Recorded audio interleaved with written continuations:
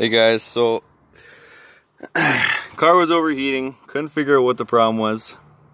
Then I realized my fans, my radiator fans aren't working. I got two here. Some cars only have one, but I have two. Got a 04 Grand Am. Couldn't figure it out. I changed the coolant temperature sensor multiple times. Changed my thermostat, I changed my water pump, I changed my reservoir, changed, you know, normal stuff you do to try and get your car to not overheat. But yeah, no, it was the fans. Alright. Now to see if your fans are working or not, what you're going to do is you're going to unplug that sensor wherever it may be. You have to look on Google and find out where your coolant temperature sensor is. Just take off the little clip and your fans will automatically go on. Now if they don't go on, then that means your fans motors are blowing, you have to get new fans. But that was not the case for me. I took off my little connection there. Fans came right on. So I couldn't figure out what was going on. Why weren't my fans going on? Car was overheating. AC, even with the AC on, it wasn't going on. So what I did here, if you look here, what's that say? Cool fan number 1, 12. Look over here. This is 12. Number 1. Or sorry, number 2 would be 14, which would be right here, 14.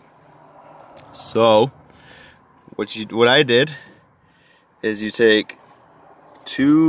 take a wire. I used 18 gauge, and you kind of just twist it up, put it in like a little slot there, and just fucking cram that bitch in there. Just cram it in with that. On the, let's see here, you're gonna want to put it with, my camera will focus anytime now, 85. 85 is your ground, so you put it with the ground, right? And most relays will be 85. So and don't make the same mistake I made. I didn't think it would make a difference which way it went in, because you know, well, this one has 5, but the ones with 4 I put it in backwards, and that reversed it, and they almost lit a fire in my car. So make sure they're all facing the right way. So you took that wire, you just plug it in the little hole there with the 85, the ground, and you push it in. Doesn't even need to be all the way in, as long as there's a connection. And then I ran a cord all the way to the inside of my car. It's connected to a switch. I'll show you where in a second. And you're also gonna need to find a good spot to put a ground, like an actual ground. This is a separate cable, that's why it's red.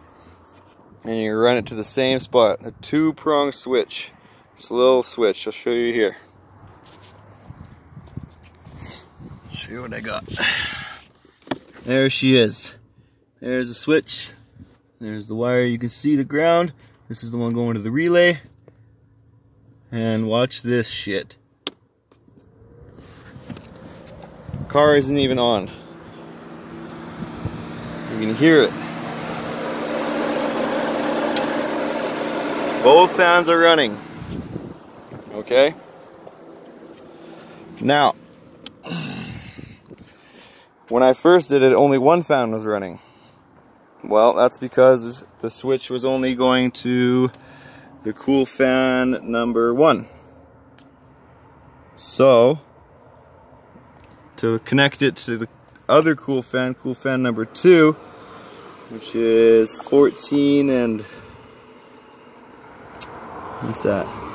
Sorry, 12 and 14. All I did was do the same thing. Just instead of putting one wire, put 2 wires underneath there now. And then I have this one cord going around, and it goes under here. Same spot, 85. That's your ground. And then both my fans started working.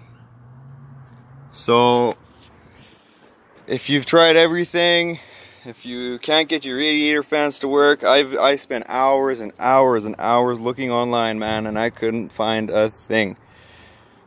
It all came back to that stupid little sensor, and I don't know what it is, and to be honest with you, I don't even care anymore. All I know is that when I'm driving my car and I notice it overheats a little bit, just flick this little switch and turn it off. Well, I hope this video was helpful. If you guys have any questions, leave it in the comments. Yeah, and I'll be more than happy to help you. So that's how I fix my radiator fans. So hopefully it goes good for you guys too. Alright, one last thing I'm going to add is the type of materials I use. So this is the switch I've used. You're going to want to get the one with 2 prongs, not 3 but 2. Right? And then you're going to need some eyelets. That is for the ground connection. Over here. Obviously you're going to need some crimpers, some wire strippers, you know. Okay, and then now to connect, bear with me here.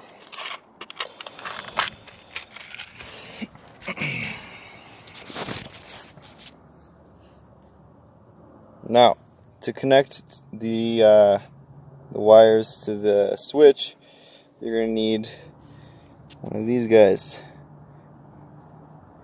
And then it just slips on like so. Of course it won't work now, but there you go. See? And that's how it gets connected. So one would be to the relay, the other one could be to a ground. Now, I couldn't find a really reliable ground that would fit that small of an eyelet, so I just went ahead and bought some self-tapping tech screws. They look like this. They tap by themselves. Just anywhere in your car, you know, there's no wires behind or anything. And yeah, that's about it, man. So, good luck. Take her easy.